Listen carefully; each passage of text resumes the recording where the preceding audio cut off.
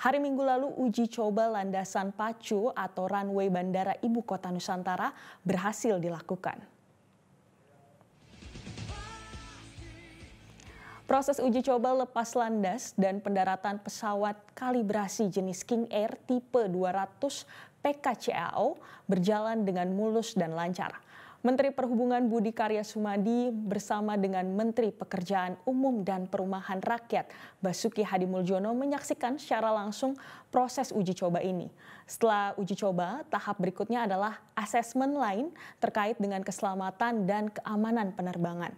Menteri Basuki mengatakan pembangunan runway Bandara IKN ini telah mencapai panjang 1025 kali 30 meter.